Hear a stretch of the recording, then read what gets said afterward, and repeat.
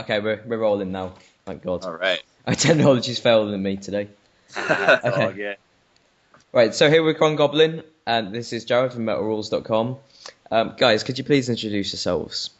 Sure. I'm Brett Whittingham, the drummer. I'm Darty. I'm on guitar, and unfortunately, Josh, our singer, and Richard Hepp, our bass player, cannot make it tonight. But we'll be here to answer all your questions. Okay, brilliant. Your second album, Life for the Living, has just come out. The title, Life for a Living, I think I've got my own sort of interpretation of this, but how did the title come about, and what does it mean to you? Josh handles all the kind of lyrical content for the band, and he kind of threw that album. Well, that's one of our songs off the album too, and he kind of suggested that would be a good album title.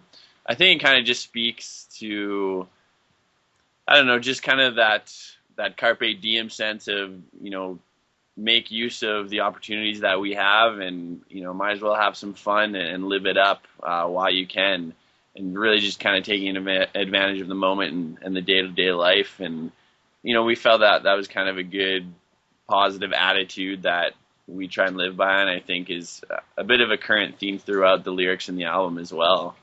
Yeah, I definitely think it goes well with the sort of positive vibes of the album as well. My interpretation of it is quite weird. I was sat around a bunch of old people today, and I thought maybe it's a kind of a life for the people that are alive but aren't really living, if you know what I mean. Yeah. Giving sort of people a purpose and things to do and really enjoy life rather than just going through day to day. Absolutely. I'm sure Josh would agree completely. Okay. This album is about 35, 40 minutes or so, just the average length. With bands doing double albums nowadays, how important do you think it is to keep it concise and to a decent length where people are going to stay interested and maybe even play straight again afterwards?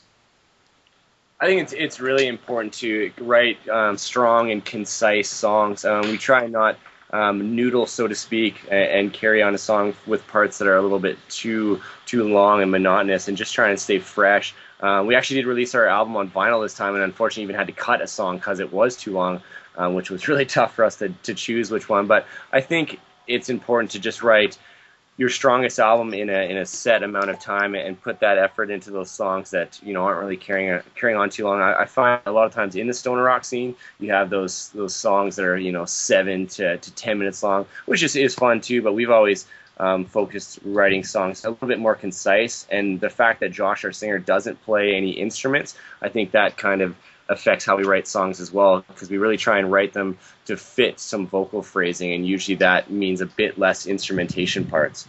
But all in all, we're really happy with the length and the diversity of each song on the album. Okay, cool. You mentioned the album's been released on vinyl. Could you tell me a bit more about that?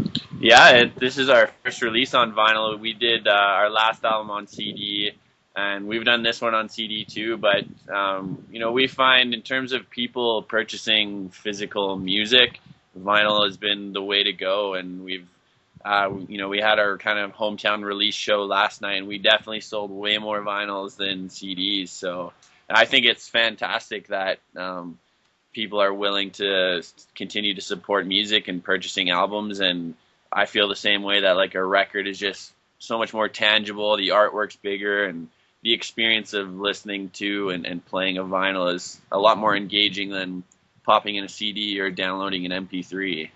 Brilliant. Is the first album going to be reissued on vinyl maybe in the future for the completists? That's definitely something we would like to. Currently, we're just kind of working on pushing this one out. Our last album was a bit longer too, so I think it would have to be a double gatefold vinyl. So hopefully, it's not a perfect answer, but yeah, we definitely would like to in the future. Okay, cool. Have you got any standout tracks on the album, the few that will be live staples maybe in the future for Chron Goblin? Yeah, well, we've usually been playing Big Baby quite a bit. It has a really good build-up, and then when it kind of hits the wall, it's high adrenaline, and we've been using that one as a closer, and it seems to go over pretty well. We play Deserter a lot. It's a great kind of opening track. We usually open the show with that one too. We really like playing anesthetized right into Life for the Living.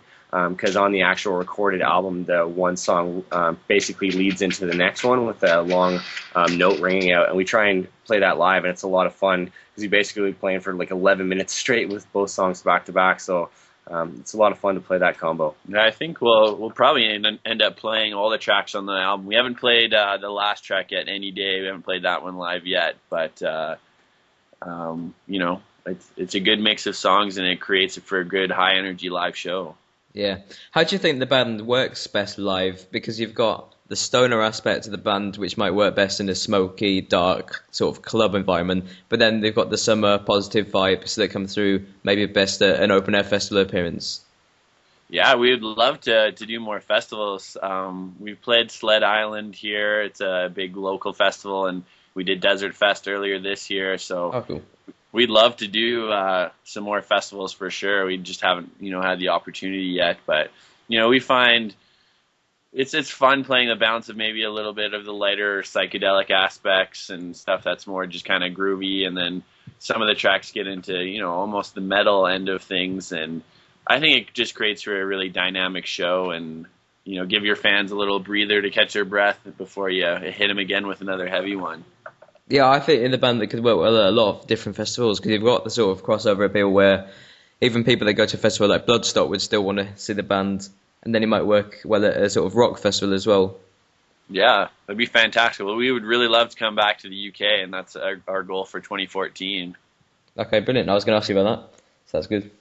Yeah, absolutely. We made quite a few good friends with some bands based out of London. 12 Bore, Trippy Wicked, Sedulous, Gert, all those bands were really supportive of when we went over there, and we would really like to be able to come back and maybe do some little tours with them because they're great guys, and you guys have amazing music coming out of the UK. Oh, cool. Any venues you like in London particularly? The Underworld and the Black Heart are probably the most amazing rock and roll venues we've ever seen. They're just great, and everyone treated us so well when we were over there, and just the community and the scene was great. And you guys have probably the best beer in the world, so that's awesome. Okay, brilliant. How does the band work together? Is it a whole collective unit, or is it one guy that's tends to be writing the songs? I mean, interviewing you seem to be very chilled back kind of guys that probably always hang out all the time writing this sort of songs. How does it work on a more professional level? Well, we all met in university about, 9 years ago. And we were all like good friends for probably 4 years, or 5 years before we even decided to start kind of making music together. And Darty and myself used to play in a metal band, and we played for a couple of years. And as that was winding down, we decided we wanted to do something a little more rock oriented. And we just kind of called up our university buddies who we were still hanging out with all the time, like you said, kind of. And that's kind of been our vibe, is really collaborative. And, people say this all the time, but it is a pretty organic process that usually Darty comes up with a few riffs, and we'll go downstairs and hammer out some rhythms to match that. And then really Richard and Josh will come in and kind of add their parts. But I really think this last record, Life for the Living, has been a lot more collaborative as well. And we really, once we finished a song, we would go back and rehash it and edit it and, make changes until we were all satisfied, and trying not to kind of rush through it, and really, leaving room for everyone's opinions to be voiced and how their vision of the song is going to go. Cool. I think the collaborative vibe really comes well through the music as well, with the sort of positive and those kind of vibes that come through. I don't think it would work as well if it was just one guy sat in his room writing all the material in, saying, you do this, you do that. Yeah, that's not really our style. And I don't know. Why do you think that is, Darty? I don't know. I think we just know each other so well, and we know what each other is gonna like and enjoy. And even like writing music aside, when we're touring and we're sitting in a van with each other for 12 hours, like we know each other so well that we know how to get on each other's nerves. We know how to get along. So I think it's just that common friendship and common goals that allows us to write in such an organic manner. And we really appreciate everyone's opinions, and even sometimes when we have a difference in opinion, that confrontation right there is good, because we're questioning our parts. And I think at the end of the day, a better song is created by not just having yes men in the band. and having each other kind of stand up to each other, saying, I think this is better here, that's better there. And because of that, I think we get really unique songs, and we really enjoy we're writing together as well. Brilliant. Thanks very much for the interview, guys. I hope to see you in the UK quite soon. Is there anything you'd like to say to the listeners, maybe who haven't heard of the band before? Well, thanks for listening in, and you can find us all over the internet. Just type our name in Google and find us online, our website and Facebook. And yeah, we are serious about coming back to the UK, and we'd love to hang out and meet a bunch of you guys and just keep on rocking. Okay, brilliant. Thanks very much, guys. Cheers. Awesome. Thank you very much. Thanks. Take care. Bye now.